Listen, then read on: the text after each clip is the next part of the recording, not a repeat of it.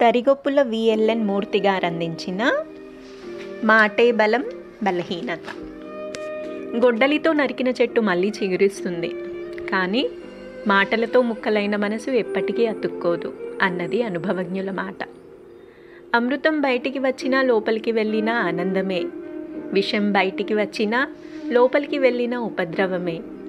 మనం అమృతం తాగుతున్నామా, విషం తాగుతున్నామా, అమృతం పంచుతున్నామా, విషం కక్కుతున్నామా అనేది వాక్కు మీద ఆధారపడి ఉంది.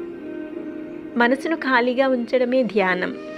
ఆలోచనలన్నింటినీ మాటల రూపంలో పెడుతూ పోతే అవి జీవనగతినే మార్చేస్తాయి. నిండైన నది నిశ్శబ్దంగా ప్రవహిస్తుంది.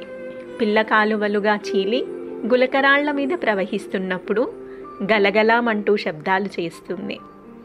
నిండుకుండ తొనకదు. ఇలాంటి ఉపమానాలు ఎన్ని చెప్పినా మాట్లాడటం మానడు మనిషి. భావ వ్యక్తీకరణ కోసం భగవంతుడు అతడికిచ్చిన మహత్తరమైన శక్తి మాట. సృష్టిలో మరే జీవికి అది లేదు, అందుకే దాన్నే ఆచితూచి వాడాలి.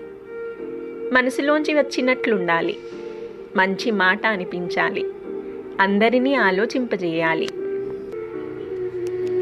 మహామంత్రి తిమ్మరుసును తప్పిస్తే తప్ప విజయనగర సామ్రాజ్యం పడిపోదని తీర్మానించుకున్న శత్రువులు ఆయన మీద రాయలవారికి లేనిపోనివన్నీ చెప్పారు. రాయలు తిమ్మరుసు కళ్ళు పొడిపించేశాడు. అప్పటికి రామరాయల వల్ల సామ్రాజ్యం నిలబడినా ఆయనను కూడా తప్పుదోవ పట్టించారు. ఒక్క మాటతో రాజ్యం పడిపోయింది. చివరకు శిథిలాలు మిగిలాయి. బ్రహ్మర్షి విశ్వామిత్రుడు హరిశ్చంద్రుడితో, నువ్వు నాకు కలలో వాగ్దానం చేశావు, దాన్ని తీర్చమని అడుగుతాడు. బ్రహ్మర్షి వర్య, మీరు చెప్పారంటే అది కలైనా నిజమే అవుతుంది, మీ మాటకు నేను బద్ధుణ్ణి అని తన జీవితాన్ని పణంగా పెడతాడు ఆ సత్యవాక్ పరిపాలకుడు. తండ్రి మాట నిలబెట్టడం కోసం 14 ఏళ్లు వనవాసం చేస్తాడు శ్రీరామచంద్రుడు. మాటను కాపాడుకోవడానికి మనం అంత గొప్ప త్యాగాలు చేయాల్సిన అవసరం లేదు, కానీ మాట విలువ గుర్తుంచుకొని వ్యవహరించాలి. వాగ్భూషణం భూషణం అంటుంది భర్తృహరి శ్లోకం.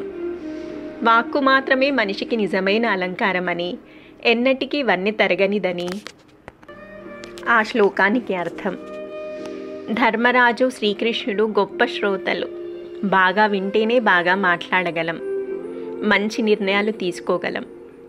స్నేహం, వైరం, నిర్మలత్వం, కళంకం, పుణ్యం, పాపం, శాంతి, అశాంతి, మంచి, చెడు అన్నీ మాటలను బట్టే వస్తాయి. మాట మనసును నొప్పించనూగలదు, ఒప్పించనూగలదు. మన చేతలే కాదు, మాటలు కూడా ఇతరులను బాధ కలిగించకూడదు. అంతెందుకు, కష్టాల్లో ఉన్నవారికి నేనున్నానన్న మాట సాయం చాలు, వాళ్లకు ఎక్కడలేని ధైర్యం వస్తుంది. మాటకి ఆ శక్తి ఉంది. మాటలో సత్యం ప్రతిఫలించాలి, వాస్తవం ప్రతిబింబించాలి. అప్పుడే జ్ఞానం పరిఢవిల్లుతుంది.